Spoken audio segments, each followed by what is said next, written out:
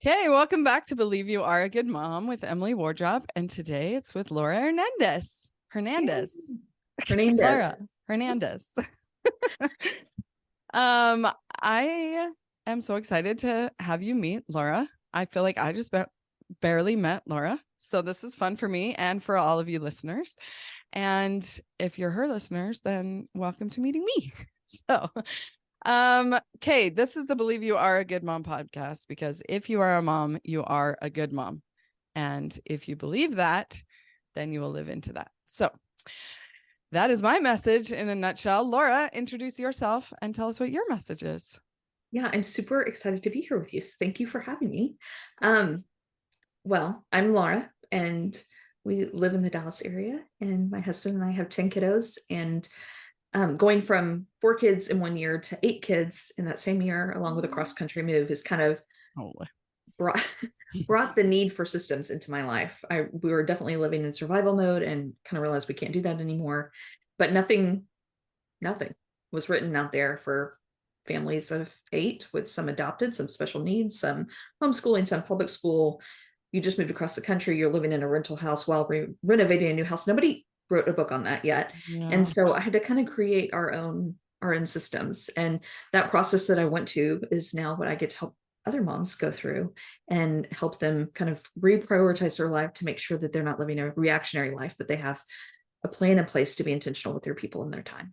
So awesome. Reactionary. That's one of my buzzwords this year that I'm working on.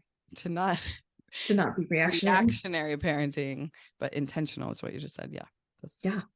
I forget what the word that I'm trying to remember to redirect to. I can't think when the red record button is running. So, okay. So 10 kids, that's a lot. Right? It is a lot. The oldest is 16. The youngest is 3.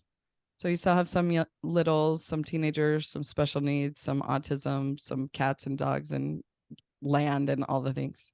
And a partridge in a pear tree. Yeah. Yeah. Seriously. Yeah. That is wild. Okay. So teach us about systems, because the main thing I think when you tell me all of that is I have no idea how you do that. And I've heard people say that to me too. I have no idea how you do that. And I decided I have no idea how anybody does anything. Like, we're all living our own life and our own experiences. That is like the real deal, right? We're all going through a lot. So teach us about systems and how that can get us out of survival mode and into what? Thrival mode? Right. Into it's living. I mean, I don't want to say living your best life, because I feel like that's so cliche, but yeah. I mean, really fulfilling who you are made to be with your people, and serving them best that you possibly can. Like all of those things that you just kind of dream about, like a perfect little life for yourself, trying to get there as much as possible. Awesome. Not saying that anything in your life will ever go perfectly, because it never does, but we can make it set up so that you get the best shot at it. Right. Mm-hmm. So many of my mamas, even though we're all going through so many different things and our circumstances are so different, a lot of us are just living very reactionary lifestyle. I feel like our culture has really just set us up for this failure of being able to live intentionally with our people. So we are just going from thing to thing, from soccer to piano practice to like, oh my goodness, we've got to put our kids in all these things and have all these different things that we do, and our house has to look perfect while we're doing them, and all of that. And so what I really try to help moms with is just realize what's important to you, and what's important to you and for your people is very different than the person next door and what they value. And yet at the same time, we're trying to live up to everyone else's standards. Yeah. And so I love just helping moms kind of get focused on what they really believe is important for their kids. I found that one of the things that I was like, oh, hands down for my kiddos is scripture memory. Like I want them to know the Bible, and I want them to know truth. And a lot of that would just get pushed to the wayside. And I would easily die on that hill of like, this is the most important thing. Mm-hmm. But I'm like, at the same time, I'm not teaching it to them. We're not memorizing scripture together. So what does that say? Like nothing in my schedule matched up with what I felt like was most important. Yes. And so I think just taking that moment to assess what we're really doing and what we really want to be done, and then kind of switching things up and creating systems around that so we can really live intentionally with our people. Awesome. That's so good. That's what we come back to all the time. Me and my husband, I mean by we. is that we're like, for instance, right now he's back on his wanting to help my son with his homework kick. And we're back, always come back to, well, when do we have us time? You know, we're always trying to figure out where in our life we like, I need my alone time and we need our us time, but all the time is just taken up with kids if you let it, you know, unintentionally. And so putting those systems in place, like a bedtime schedule, is like an uphill battle I've been fighting for 8 years. I'm like, if we put the kids to bed at this time, then we would actually be awake still after they fall asleep and we could have some time together. And if we did this, then we could that and all the things. Right. And so I feel like actually implementing a system has like been, like I said, an uphill battle. So how would you help me with that? Well, let's talk about bedtime routine. What time do you want them in bed? Okay. I want them to be asleep at 9. I want to go upstairs. Let me tell you my ideal schedule that I wish we would do. Okay. Let's do it. So they're asleep at 9, 8:30. We're going. Hold on. Now I forget. Cause again, that red dot that says recording, it's like only half my brain functions when the red dot is on. Okay. So what we want to do is some homework time, some scripture time, and then get up to bed and be asleep at 9:00. So we usually work it backwards like that. And I have it written down somewhere, you know, and in fact, we just talked about it again yesterday and it sounded like we were both on the same page and super committed to it. And then last night happened, right? What are your reminders that you have leading up to that? Oh, well, I used to have them on my phone and I've turned them off. I'm going to check and see if they're still even there. Yeah, can we just do this? It's kind of like a mock coaching call really quick. Yeah, let's do for sure. Okay. So you want your kids. Oh yeah, here we go. Okay. Yay. I'm turning them back on. This is a step in the right direction. It is. So 8:00 is homework reading, which means I'm reading with the girls. I have one son and then a whole bunch of girls. And so my husband works with my son on his actual homework, like doing math or something. And then the rest of us have reading time at 8:00. At 8:30 is sing scriptures, come follow me, family bedtime prayer. That's all on my reminder. So that like, if I forget what's happening, my phone tells me what I'm supposed to be doing right now. And then at 9:00, we go upstairs. Oh, see, I got it a half hour off here. They're asleep by 9:30. So upstairs, teeth, potty, get in bed. Well, you see, this is a system that really needs some work. Whenevs. Food is like whatevs around here. Like it's typically so around 6? No, they get home from school at 3:30 and want a snack. So if they eat that after school snack, then they like, if I make any effort to make dinner at a normal dinner time, then they won't eat it because they just had their after school snack. So they just want like a before bed snack. So it's almost like dinner has been pushed to like 7 or 7:30 right before homework time. That even sounds like a normal time for eating dinner though, because it's more like in the legit how it really works. What it really looks like is like, oh my gosh, it's 9 p.m. Nobody's eaten. Nobody's done it. It's 9:00 already. Have some ramen and get in bed already. Let's go. Let's go. Let's go. And so the problem is you talk about values and like aligning our schedules with what we actually value. We value fun and our schedule shows it. And so we're all about like, I kind of feel like we're adult kids raising kids. Like we're just big kids. We're like, there's no adulting happening around here. I 100% understand that. Okay, there you go. I feel like there's space and grace for all of that.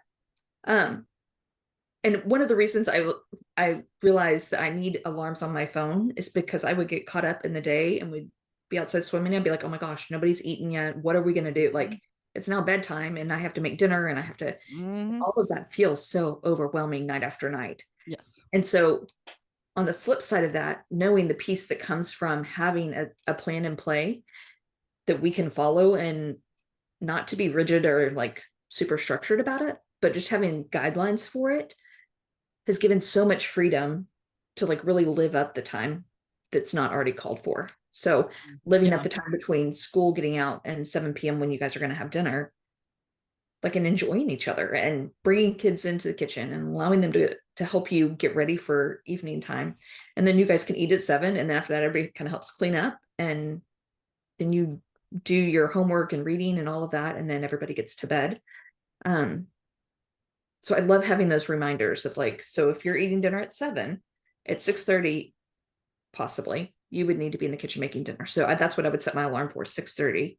And then you're making dinner and kids come sit down and eat. And then you guys move into homework and reading and then head to bed. Like having all that just kind of flow out of that one reminder and that one kind of pillar in your evening, you know? Yeah. Okay. So tell me again what time I'm supposed to be doing what? Well, if you set your alarm for 6:30. Oh, okay. To start making dinner. All right. I have a 6:30 alarm to go to gymnastics. See, this is what I'm talking about. This is what you were talking about. Is there so many rush off all the different things?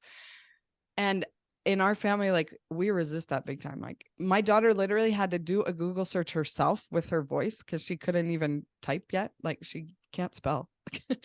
When she's like looking up on Google with her voice, like gymnastics like, and so she found a place herself. Like that is why we go to gymnastics, because I resist that so bad. Like the run around, the what do I call it? The chauffeur mom. Like I am not ready to be a chauffeur mom. And so even without that, I still feel like all the things. Anyway, okay. So tell me again. 6:30, I'm cooking dinner, and then 7 and we if you have eat. activities like even just having crock pot stuff ready, like you having space in your morning, this afternoon. is a whole coaching session for another time about food. We can't even open up that can of worms. Anyway, so let's get back to theory. We're done with my coaching. That was great. Okay. That was helpful. It's a little yogurt sample size, right? Yes. Yes. So people have an idea of what it's like to coach with you. What else should we talk about? Okay, let's talk about this idea that it's not cookie cutter. So what you just did for me is you asked me questions about what it looks like at my house, and then you can customize it to me and to our values. Yes. And like how we want to be spending our time. I love that so much because like you said, there's no book that told you how to do it. So when I became a mom, I wanted the books. I needed to be told what to do because I had this thought, I don't know what to do. Like, I don't know how to do this.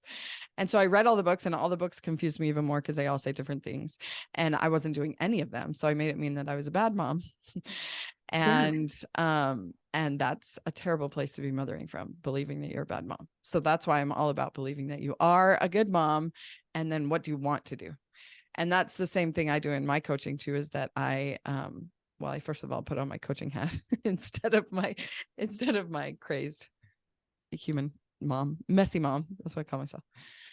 Confessions of a Messy Mom is what I should have called this podcast. Right? Anyway, maybe that's what I'll call this episode. Okay. Point is, it's not cookie cutter. Like every person is so individual. It's something I'm so fascinated by. I love people watching and just looking at how different people look. Imagine how different people like are in their heads, and it's so fascinating. But then we think that there should be a set schedule that works for everyone. Like, why do we think that? Yeah, there's no way. Because then you produce all these people that are so incredibly different. Yes. And they all have different desires and different interests. And like, so you could have a kid like in soccer every day and that'd be like what your family values, and but that's not at all. Like I would want to jump off a bridge if that was the case for us. Like I'm very much like you and not wanting to have a very busy schedule just because I've seen the chaos that kind of stems from that and the chaos in me. And therefore I'm not showing up as my best self as their mama. And so really just keeping our schedule calm has allowed for calm in our home and calm in our lives and calm with me. And so I can show up to be the best when that happens. Yeah. And then some people love it. Like they want their kids in all the things because that's what they want to do. Yeah, so power to them, and they can figure that out, because the whole point is that there's no one size fits all. Yes. And there's no one and done. That's a big thing. I've been on this big kick lately that there's no one and done, and especially raising kids, because they phase out of things all the time.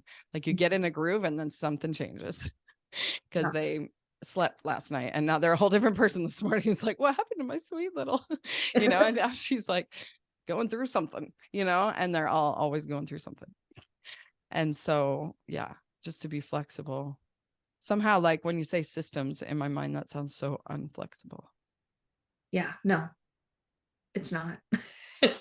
I because we're kind of moving with it. So I have my special needs buddies. I feel like you have to be flexible. I mean, you just never know what the day is going to bring. And nothing is ever going to go perfectly as planned. So I can create a very structured schedule for our day or for our evening or whatever, or for our week. And when we get there, it's never going to be as beautiful as it is on paper. And so there has to be so much flexibility in that. So what are your thoughts when that happens? Like your alarm goes off at 6:30 to make dinner, but it's, this guy's having a complete breakdown and that one's hitting his brother and like the chaos. Like what are your thoughts? So I definitely think planning for that in advance. Like I know that when my kids get home, everything in our house like rises in stress level just because our 3 special buddies are a lot. They're really difficult. There's many days they were very difficult. And so I want to have all of the like nitty gritty chopping of vegetables, whatever those things are to prep for dinner, already done. So that way I'm just throwing things in a pan. And I can also say to my oldest, like, hey, would you go in there and get dinner started? It's already ready to go in the fridge. All you have to do is XYZ and it'll be ready. The delegating out to other kiddos is super important as well, because everything's not relying on me to go smoothly. So if I need to pause and stop my little agenda here and go sit down with a kid and snuggle for a little bit, like that's okay to do. Speaking of nothing going as planned, the school's calling right now. Oh, okay. Here. Well, no, we're good. They hung up, but if they call again, I'm going to answer it. I'm so sorry. Yeah, for sure. No problem. You can call them back. I don't know what they're doing. Okay. Well.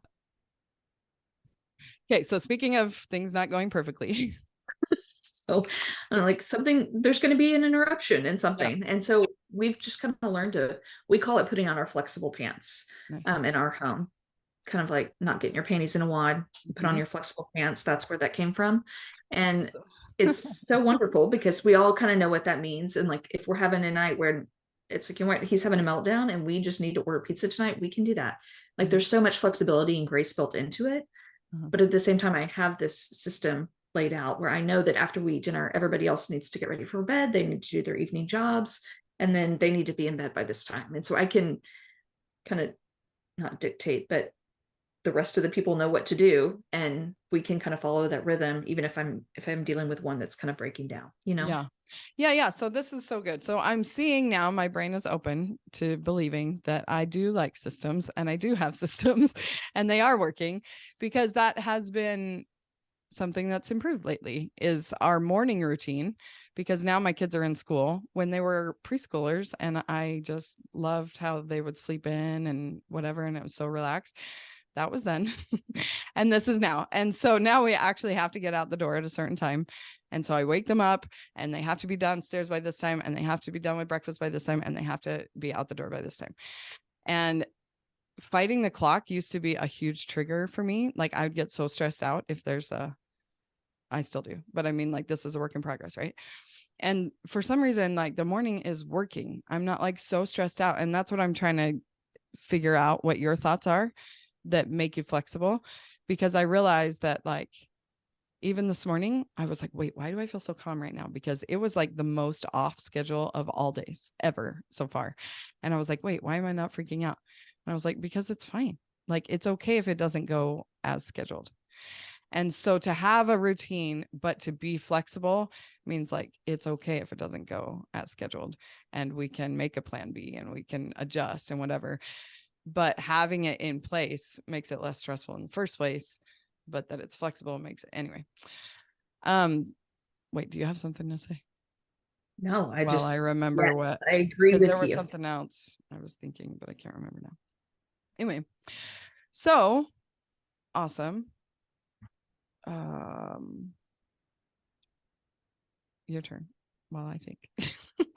What? I love that y'all have a good morning routine set out. I feel like that starts your day off so much better. Yeah. Well, and it's the classic age-old thing that I've heard forever and resisted forever, that if you want your day to go smoothly, you need to wake up before your kids and have your own morning routine. And I'm finally doing that. Like that literally has made all the difference. Oh, that's what it was. Okay. I'm glad I remembered. I just want to talk to you about back in the day, because like when you were like, I just went from 4 kids to 8 kids. There's no book about this. This is crazy. I want to talk about the transition from survival mode to like getting these things in place, because we look at you now and we're like, yeah, right, I can't get there. Or I even look at where I'm at now and where I was 6 months ago, and I would have thought, yeah, right, I can't get there. And so like, what are the baby steps to take when you're completely drowning to just get a little lifeline that like, this is possible? Because it really is like line upon line. It's like one little thing at a time. It's not like you sit down one day, make this great schedule, and then all of a sudden you stick to the schedule, but you're flexible, but whatever. So like, what would you say to somebody who's like at square one almost, you know? Yeah, I think so. First of all, I just want to say that there's so much permission to ask for help. Mm-hmm. And from you, from me, from a friend who has a gifting for this, like, it's okay to ask for help and just say, hey, I feel like I'm drowning. Mm-hmm. And tonight, if you could bless me by bringing a meal, if you could, sit down with me and help me look at my schedule and try to figure out what we could take off the schedule, or what I feel so overwhelmed by, like even helping me process all of that, that would be great. So definitely asking anybody for help. And so if you don't have a friend, by all means, calling one of us. And I feel like the worst place in the world to be is to feel like you're drowning in your own home, and to feel so overwhelmed and feel like if I don't know what I'm gonna do tomorrow morning when these people wake up, because it's taken everything out of me to live for today. Yes. I've definitely been there, and I know how extremely hard that can be. And so my heart in starting this business is to help moms in that space of just feeling like I don't know what I'm going to do, and I'm going to snap at all my children, and I like all the things. So yeah. Me too. Especially when you say drowning, that's the word I always use, because I'm a lighthouse. I want to be a lighthouse that like helps the drowning moms out there on the rocky sea to like come in to the shore, Yeah. And yeah, because that's what it feels like, is drowning. And can I just say one more thing about drowning real quick? And then I definitely want to hear what you have to say, because I answered my question, but I keep talking. Drowning, breathing. If you're at square one and you need one quick tip, breathe.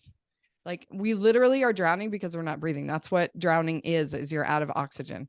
So remembering to breathe, it's like an actual physical, and it like, there's so much brain science now and like physiological, like it's so awesome that like breathing helps you spiritually, emotionally, physically, all of the ways, mentally.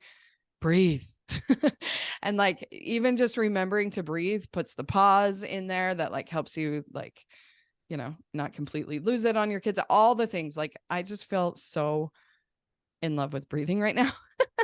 And especially because it's the opposite of drowning. So if you feel like you're drowning, is because you're not breathing. So like, just remember to breathe. And then all this other stuff, right? So tell us what the other stuff is. Yeah. So I think that hands down, the first step is to figure out what feels so overwhelming, and really just taking that time to assess your life, assess the things that you're doing, and assess like, what about it feels overwhelming to you. I think that is a huge piece of it, because we live such reactionary lives. And so, you know what, when the kids get home, I feel so overwhelmed. Like everybody comes in and they tell me all these things, and there's stuff everywhere now, and it gets so loud. And so what can I do to help minimize that? Are there things I can put in place to help minimize that part of my day? Maybe it's like lighting a candle and having classical piano music playing, or maybe setting out snacks for them, so that way it's not a mad dash to like the kitchen and making a mess. Having a space to like for the kids to put their backpacks, so that way they all put their backpacks and their shoes and everything in one place, and not expecting them to do that. Yes. And you patiently reminding them day after day after day that the stuff goes in the mudroom. Yeah. Well, yeah. So just not expecting myself to patiently remind them day after day, to expect that I'm going to get upset that they don't put it in their plate. All of that. Yeah. Keep going. Yeah. Mm-hmm. Yeah. So all of those things, but I think just really figuring out what your triggers are as a mama, and what kind of sends you over the edge. And hey, are there things that, I mean, this is probably not step one, but just realizing things that like, hey, that frustrates me. Because when I came home as a kid, I remember walking into a clean house, and that was like one of my best parts of my day, was walking into a clean house and hearing the dishwasher running, and which sounds really weird. I know that was my best part of the day as a kid, but just coming home and there being peace there, and they're being calm there was huge for me. And so that's what I want for my home too. I want kids to be able to walk into a calm home. And then when they walk in and they're escalating it, like, how can I bring that back down? So just kind of doing some thinking on your triggers and what feels so overwhelming to you, I think is huge. Yeah, for sure. So good. Trigger work is where it's at. Because if it triggers you, there's, some childhood wound that you need reparented about. And all of that sounds very woo-woo or very like, I don't know what you're talking about. Then that's why we exist, right? It's what the coaches, the shrinks, the therapists, that everybody, we're all just trying to heal childhood wounds and, heal those triggers and, all the things. And it's not scary. It's fun, actually. Yes. It's so good. I can share an example of that, actually, because I'm doing some childhood wound healing because I have a specific daughter that tends to trigger me with like my thoughts are like, she's so clingy. She's so like, it's like when I'm overwhelmed and I just need some space, like she can like feel that. So that's when she wants more. And that's when I need less. And this has been going on for years. Like it's been like that forever in my mind as far as, and so instead of that whole story, like I dropped that whole story and I just focus on like, what does she need? I need it too, because she's like a physical representation of me at that age. And that's what I needed. And that's why I'm so triggered by her needing it, because I didn't get it. And so to give it to myself at that age, as I'm giving it to her, and just the most beautiful, just like hugs and snuggles where I'm just like losing, I'm like crying because I'm like picturing hugging myself at that age too. And that's all I needed. And nobody would give it to me. And they're like, I'm overwhelmed. Like I have too many kids and I can't, and no one listens to me. Like I'm literally like, just be that kid and give myself what I need instead of the representation of like 30 years later that I didn't get it then. And it's been really fun. It's not, because I get scared of like digging into my past, like, or whatever, like it's going to be some scary thing but it's beautiful. Yeah. I mean, it can be scary and hard. Yeah. But, and I mean, everyone's had their own traumas that could like be scarier or harder or whatever, but it's like carrying them around is even harder than like actually absolutely healing them. So. Well, I've loved this. This has been such a fun conversation. Yeah, for sure. So who knew systems were so fun? I did. Think about that word. I gotta dig into why the word systems is so triggering. Anyway, okay, so tell people where they can find you, what your offers are like right now, because it sounds amazing. So mamasystems.net is my website, and you can find that. MAMA. Okay, that kind of mama. Okay. DEMS. Yeah, we'll have all the links in the show notes and stuff. Spell that right? Yeah. And then on Instagram and Facebook, same thing, Mama Systems. And I definitely have courses and stuff like that for regular mamas and special needs mamas. And I have a ticket system course that's perfect and wonderful. It's like $19, and you can get in there and learn how to incentivize your kids, and they have to earn tickets to do things around the house. And it's very magical. I get messages all the time about how magical it is. And so that's really fun. And then I offer one-on-one coaching, and we do a 90-day coaching program where we kind of get through every little section of your life and make sure that we're being most efficient, most productive, most intentional with those things. So awesome. So fun. Okay. So find Laura, and we've got a little visitor here. If you want to see her video is on Spotify. And sometimes I get these up on YouTube. So